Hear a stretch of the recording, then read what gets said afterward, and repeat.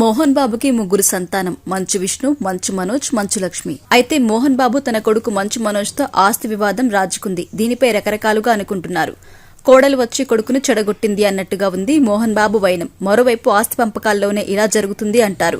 అయితే మొత్తానికి ఇది ఆస్తికి సంబంధించింది కాదు అంటాడు మనోజ్. ఇక మొన్నటి వరకు దుబాయ్లో ఉన్న మంచు విష్ణు, ముంబైలో ఉన్న మంచు లక్ష్మి కూడా హుటాహుటిన హైదరాబాద్ కి చేరుకున్నారు. దీనికి కారణం మొదట మంచు విష్ణు వ్యాపార భాగస్వామి మనోజ్ పై చేయి చేసుకున్నారు.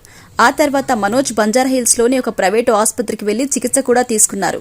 అదే రోజు తండ్రిపై పోలీసులకు ఫిర్యాదు చేయడం, మోహన్ బాబు మంచు మనోజ్ పై కేసు పెట్టడం కూడా జరిగిపోయింది.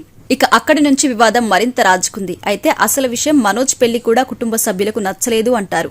మరికొందరు సౌందర్య బంగ్లా ప్రస్తుతం శంషాబాద్ లోని జల్పల్లిలో చాలా రిచ్ గా ఉందని, మనోజ్ అతనికే కావాలి అంటున్నాడు అని కూడా అంటున్నారు.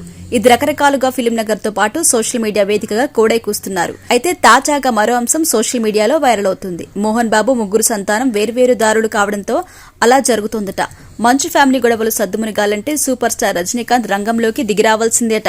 ఆయన మాట అంటే మంచు వారింట అందరికీ గౌరవం. పెద్దరాయుడు సినిమా నుంచి 2 కుటుంబాలకు మంచి సంబంధం కూడా ఉంది. ఇక ఈ గొడవల విషయం ఇటీవల రజనీకాంత్ కు కూడా కుటుంబ సభ్యులు చెప్పారని తెలుస్తుంది.